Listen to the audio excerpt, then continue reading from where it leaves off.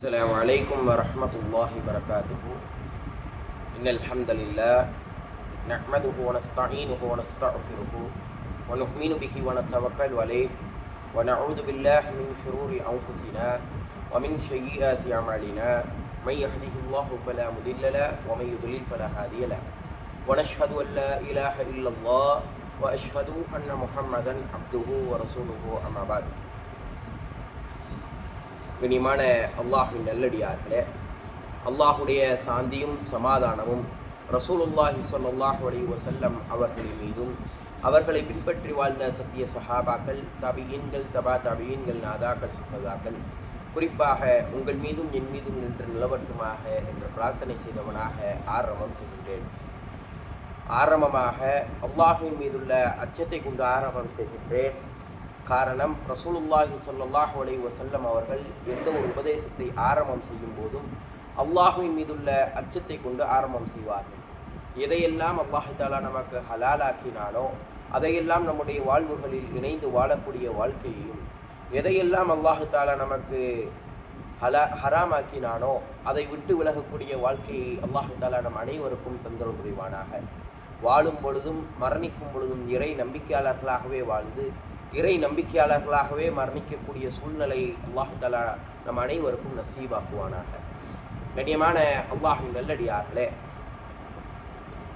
இந்த வருடத்தினுடைய துல்ஹஜ் மாதத்தை அடைந்த மக்களாக நாம் எல்லாம் இருக்குகின்றோம். இந்த துல்ஹஜ் மாதத்தில் நாம் என்னெல்லாம் செய்ய வேண்டும், இந்த துல்ஹஜ் மாதத்தினுடைய சிறப்புகள் என்ன என்பதனை நாம் இன்ஷா அல்லாஹ் இந்த காணொளியின் வாயிலாக காண இருக்கின்றோம். கண்ணியமான அல்லாஹ்வின் நல்லடியார்களே, அல்லாஹு தஆலா இந்த நாட்களை பற்றி கூறும் பொழுது தன் திருமறையிலே சொல்லி காட்டுகின்றான். வல் ஃபஜ்ர் வலயாலில் அஷ்ர். அல்லாஹு தஆலா தன் திருமறையிலே சொல்லி காட்டுகின்றான், அதிகாலையின் மீது சத்தியமாக, 10 இரவுகளின் மீது சத்தியமாக என்பதாக நமக்கு இந்த இரவுகளை பற்றியும் அதனுடைய ஃபஜ்ரை பற்றியும் அல்லாஹு தஆலா நமக்கு சொல்லி காட்டுகின்றான். பொதுவாக அல்லாஹு தஆலா ஒருவற்றின் மீது சத்தியம் செய்கின்றான் என்று சொன்னால் அந்த சத்தியம் செய்யக்கூடிய பொருட்கள் மகிமையாக மாறிவிடுகின்றது. நாம் எடுத்துக்கொள்ளலாம், ஒத்தீனி வஸ்ஸைத்தூன். அல்லாஹு தஆலா தீன் பழத்தின் மீதும் ஜெய்தூன் மரத்தின் மீதும் அல்லாஹு தஆலா சத்தியம் செய்கின்றான். அதெல்லாம் இன்றைய காலகட்டத்திலே மிக மகிமை உள்ள பொருட்களாக மற்றைய பொருட்களை விட சிறப்புடையதாக இருக்கின்றது. வல் ஃபஜ்ர் வலயாலில் அஷ்ர். அல்லாஹு தஆலா ஃபஜ்ரின் மீதும் 10 இரவுகளின் மீதும் சத்தியம் செய்கின்றான். இந்த 10 இரவுகளை அனைத்து இமாம்களும் சொல்லி காட்டுகின்றார்கள். துல்ஹஜ்ஜினுடைய முதல் 10 இரவுகள் தான் இந்த இரவுகள் என்பதாக.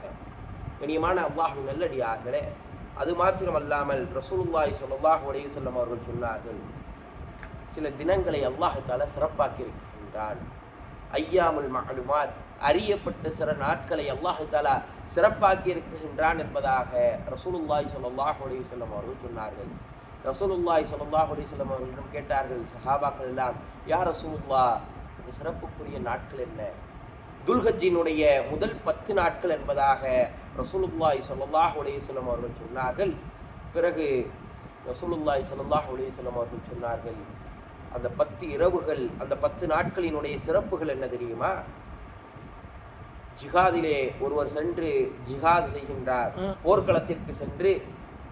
போர்க்களத்திற்கு சென்று அந்த மனிதர் போர் புரிகின்றார். அந்த போர் புரிபவரினுடைய நன்மையை நீங்கள் அடைய வேண்டும் என்று சொன்னால் இந்த 10 தினங்களினுடைய விஷயங்களில் 10 தினங்களில் நீங்கள் அமல்களை அதிகப்படுத்திக் கொள்ளுங்கள். இந்த 10 தினங்களில் நீங்கள் செய்யக்கூடிய அமல், ஒருவர் ஜிஹாதிற்கு சென்று அந்த ஜிஹாதில் போர் புரிந்து வரக்கூடியவரினுடைய நன்மையை விட இந்த நன்மைகள் அதிகம் என்பதாக ரசூலுல்லாஹி ஸல்லல்லாஹு அலைஹி வஸல்லம் அவர்கள் சொன்னார்கள். இதை கேட்ட சஹாபாக்கள் எல்லாம் கேட்டார்கள், யா ரசூலுல்லாஹ், அப்போ ஷஹீதாகின்றாரே, அவருடைய நன்மையும் இதில் அடைந்து கொள்ளலாமா என்பதாக கேட்ட பொழுது, இல்லா ஷஹீத், ஷஹீதனுடைய அந்தஸ்தை அடைய முடியாது. ஆனால் ஒருவர் போருக்கு சென்று அந்த போர் புரிகின்றாரே, அவருடைய நன்மையை இந்த விஷயத்தில் நீங்கள் அடைந்து கொள்ளலாம் என்பதாக சொன்னார்கள். அதே போன்று ரசூலுல்லாஹி ஸல்லல்லாஹு அலைஹி வஸல்லம் அவர்கள் மற்றொரு ஹதீஸிலே சொன்னார்கள், போர் செய்பவரினுடைய நன்மை என்ன தெரியுமா? ஒருவர் ஜிஹாதிலே கலந்து கொள்கின்றார், ஜிஹாதிலே கலந்து கொள்பவரினுடைய நன்மை அல்லாஹ்விடத்திலே நாளை மறுமை நாளிலே 100 தரஜாக்கள் இருக்கின்றது. ஒரு தரஜாவினுடைய அளவு என்னவென்று சொன்னால், இந்த உலகத்திற்கும் பூமிக்கும் இடைப்பட்ட அளவுதான் ஒரு தரஜாவினுடைய நன்மை என்பதாக சொன்னார்கள். அப்படி என்று சொன்னால், இன்றைக்கு நாம் வாழக்கூடிய இந்த நாட்டிலே ஜிஹாதெல்லாம் யாருக்கும் கடமை கிடையாது. அப்படி வாழ்ந்து கொண்டிருக்கக்கூடிய சூழ்நிலையிலே இன்றைக்கு நாம் பார்க்கலாம், இந்த நன்மையை நாம் அடைய வேண்டும் என்று சொன்னால் துல்ஹஜ்ஜினுடைய முதல் 10 நாட்களை அல்லாஹ் தஆலா நமக்கு தந்திருக்கின்றான்.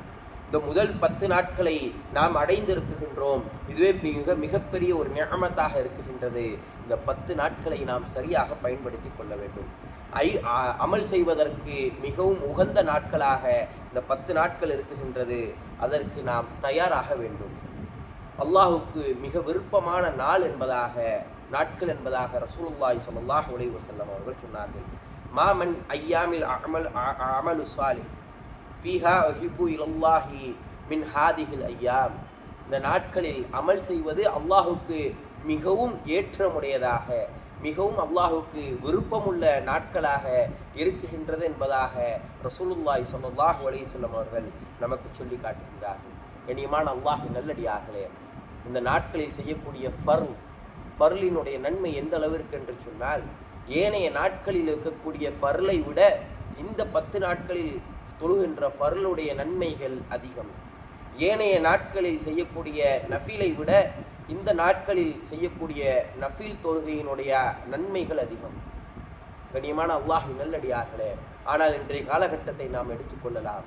ரமலானை நாம் அடைந்தோம் என்று சொன்னால் அதிகமான அமல்களை நாம் செய்கின்றோம்.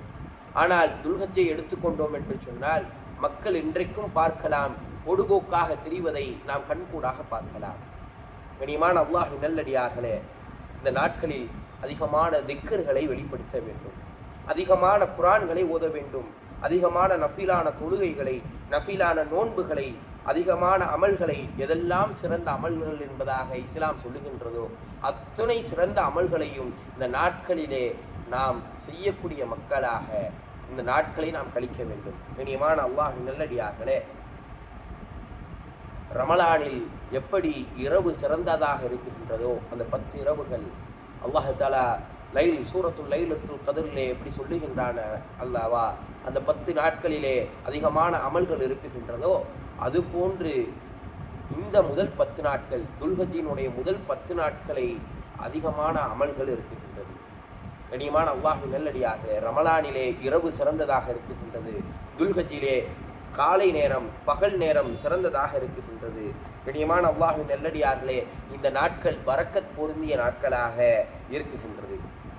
அதே போன்று ரசூலுல்லாஹி ஸல்லல்லாஹு அலைஹி வஸல்லம் அவர்களிடம் கேட்கப்பட்டது, யா ரசூலுல்லாஹ், ஹஜ்ஜிக்கான சிறப்புக்குரிய மாதம் என்றால் என்ன என்பதாக கேட்ட பொழுது அல்லாஹ் தஆலா தன் திருமறையிலே சொல்லி காட்டுகின்றான், அஷ்ஹூர் மஅலுமாத், அறியப்பட்ட மாதங்களில் தான் ஹஜ்ஜி செய்ய முடியும் என்பதாக அல்லாஹ் தஆலா சொன்ன பொழுது ரசூலுல்லாஹி ஸல்லல்லாஹு அலைஹி வஸல்லம் அவர்களிடம் கேட்கின்றார்கள் சஹாபாக்கள் எல்லாம், யா ரசூலுல்லாஹ், அறியப்பட்ட மாதங்கள் என்றால் என்ன யா ரசூலுல்லாஹ் என்பதாக கேட்ட பொழுது ரசூலுல்லாஹி ஸல்லல்லாஹு அலைஹி வஸல்லம் அவர்கள் சொன்னார்கள், அறியப்பட்ட மாதங்கள் என்பது ஷவ்வால், துல்காதா, துல்ஹஜ், இந்த 3 மாதங்கள் தான் அறியப்பட்ட மாதங்கள். ஒருவர் ஹஜ்ஜிக்காக பெறப்பட வேண்டும் என்று சொன்னால் அவர் ஷவ்வாலிலே கிளம்பினாலும் அவர் ஹஜ்ஜிக்காக கிளம்பி செல்லலாம். சென்று விட்டு மக்காவிலே தங்கியிருந்து அவர் ஹஜ்ஜி வரும் பொழுது அந்த ஹஜ்ஜை நிறைவேற்றலாம் என்பதாக ரசூலுல்லாஹி ஸல்லல்லாஹு அலைஹி வஸல்லம் அவர்கள் சொன்னார்கள். அந்த அஷ்ஹூர் மஅலுமாத், சிறப்புக்குரிய அந்த அறியப்பட்ட மாதங்களில் இறுதியானது இந்த துல்ஹஜ்ஜினுடைய மாதமாக இருக்கின்றது. கண்ணியமான அல்லாஹ்வின் நல்லடியார்களே, இந்த மாதத்தில் தான் அரஃபாவினுடைய நாளும் உள்ளது. அரஃபா தினத்தில் தான் அல்லாஹ் தஆலா தீனை முழுமைப்படுத்தினான். அல்லாஹ் தஆலா ரசூலுல்லாஹி ஸல்லல்லாஹு அலைஹி வஸல்லம் அவர்கள் அரஃபா தினத்தில் நின்றுதான், அந்த அரஃபா பெருவழியில் நின்றுதான் ரசூலுல்லாஹி ஸல்லல்லாஹு அலைஹி வஸல்லம் அவர்கள் இறுதி பேருரையை நிகழ்த்தினார்கள். அதே போன்று இறுதி வசனமும் அங்குதான் இறங்கியது. அரஃபா தினத்தை மாத்திரம் நாம் பார்க்க வேண்டும் என்று சொன்னால் அரஃபா தினம் மிகவும் சிறந்த ஒரு தினமாக இருக்குகின்றது. காரணம், ரசூலுல்லாஹி ஸல்லல்லாஹு அலைஹி வஸல்லம் அவர்கள் சொன்னார்கள், அந்த தினத்தில் தான் அல்லாஹ் தஆலா மக்களை நரகத்திலிருந்து விடுதலை செய்கின்றான்.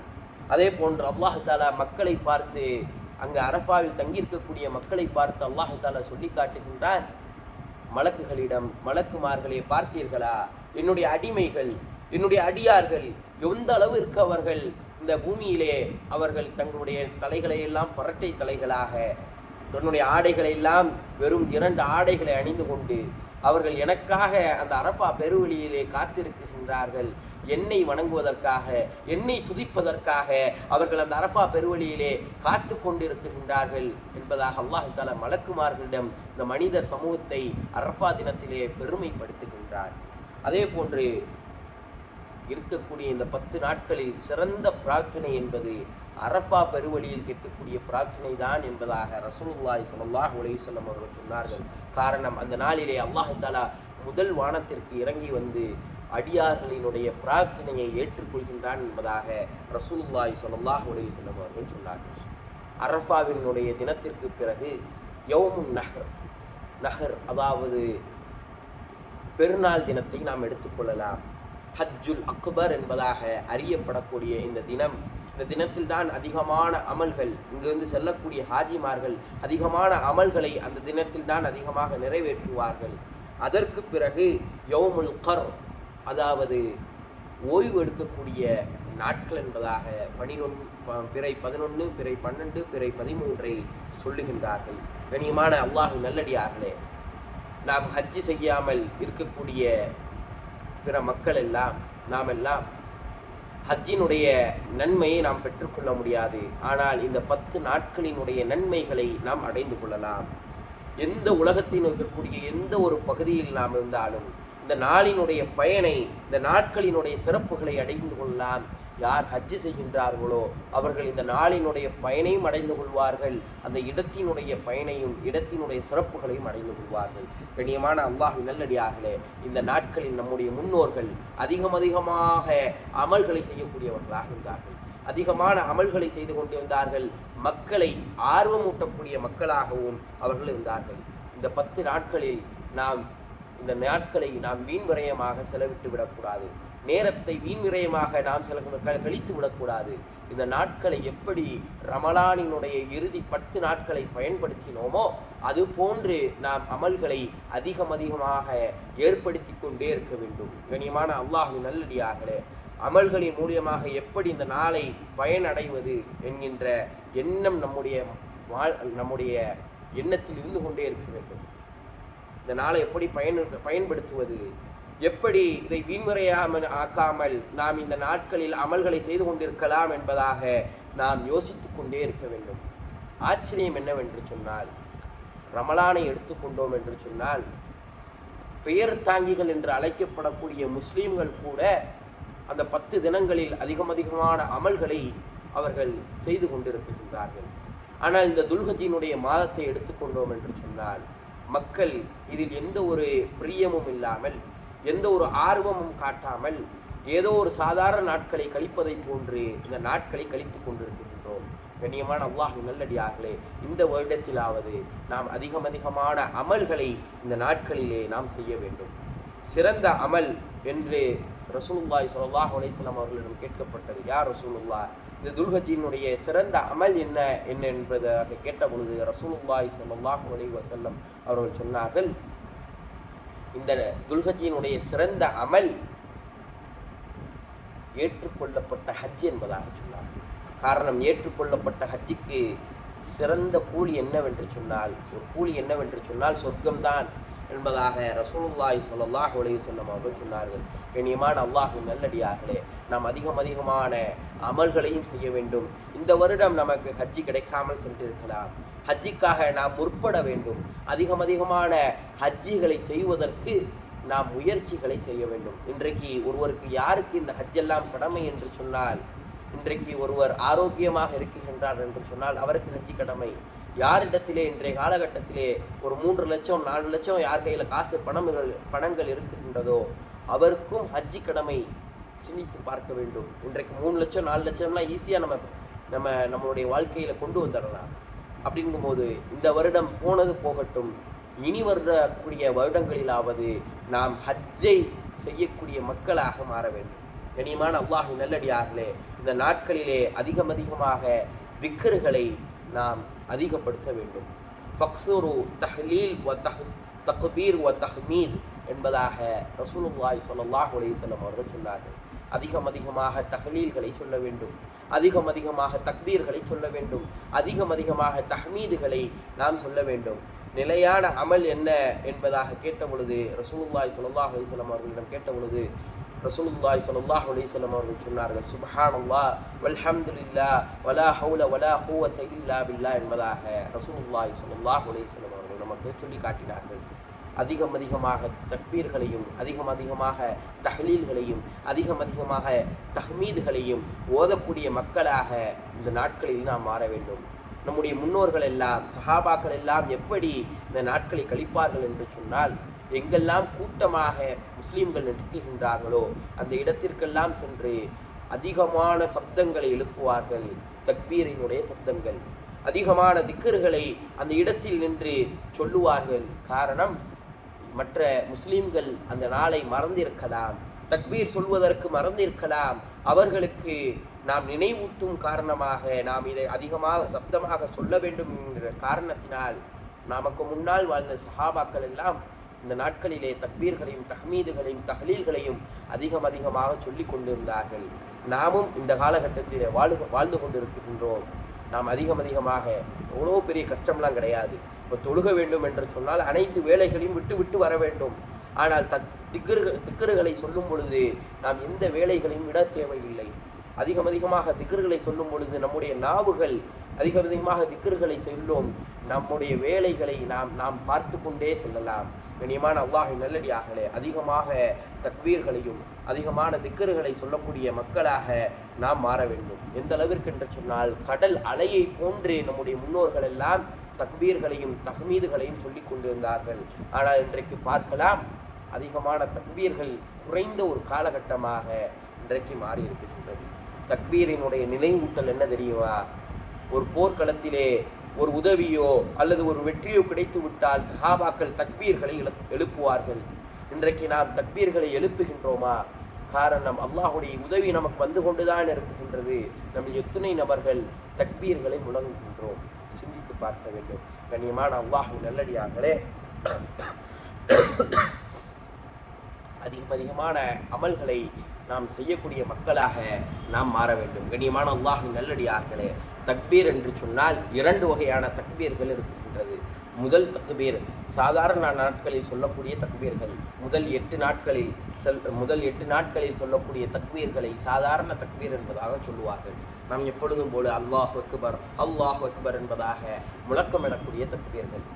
2வது குறிப்பிடப்பட்ட தக்பீர் என்பதாக சொல்லப்படும் இந்த தக்பீர் எப்பொழுது ஆரம்பிக்கின்றது என்று சொன்னால், பிறை 9 அரஃபாவினுடைய நாள், அரஃபாவினுடைய ஃபஜ்ரிலிருந்து ஆரம்பித்து 13வது நாளினுடைய அஷரிலே முடிகின்றது என்பதாக சொல்லப்படுகின்றது. மற்றொரு கூற்று என்னவென்று சொன்னால், பெருநாள் தொழுகையினுடைய பெருநாள் நாளிலிருந்து லுகரிலிருந்து அசரின் 13வது நாளினுடைய அசர் வரைக்கும் சொல்லப்படக்கூடிய தக்பீர் என்பதாக 2 மாற்று கருத்துக்கள் இருக்கின்றது. ஒவ்வொரு தொழுகை முடிந்தவுடன் இந்த தக்பீரை அதிகமாக நாம் சொல்ல வேண்டும்.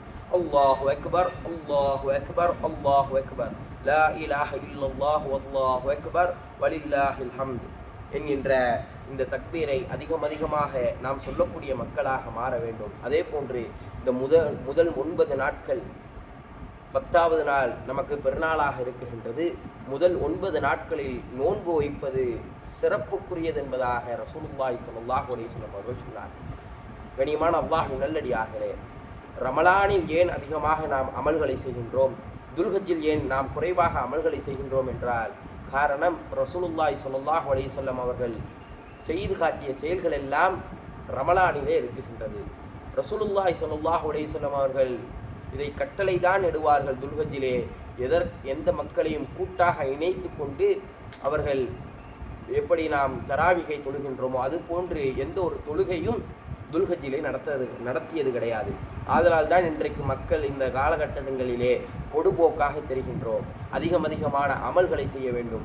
முதல் 9 நாட்களிலே நாம் செய்யக்கூடிய அமல்கள் அதிகமாக இருக்க வேண்டும். அந்த 9 நாட்களிலே நோன்பு வைப்பது எந்த ஒரு தடையும் கிடையாது. நாம் விடுபட்ட நோன்புகள், நமக்கு நஃபிலான நோன்புகள், நாம் எதற்காக நேர்ச்சையாக வைத்திருந்த நோன்புகளை எல்லாம் அந்த 9 நாட்களிலே வைக்கக்கூடிய மக்களாக நீங்களும் நானும் மாற வேண்டும். கண்ணியமான அல்லாஹ்வின் நல்லடியார்களே, அதே போன்று இந்த அரஃபாவினுடைய நோன்பை எடுத்துக்கொள்ளலாம்.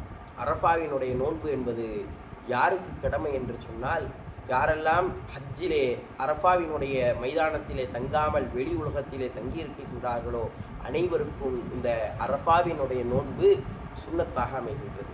அவர்கள் அனைவரும் நோன்பை வைக்க வேண்டும். அந்த நோன்பினுடைய பரிகாரம் என்னவென்று சொன்னால், அந்த நோன்பினுடைய சிறப்பு என்னவென்று சொன்னால், 2 வருடத்தினுடைய பாவங்களுக்கு பரிகாரங்களாக அமைகின்றது.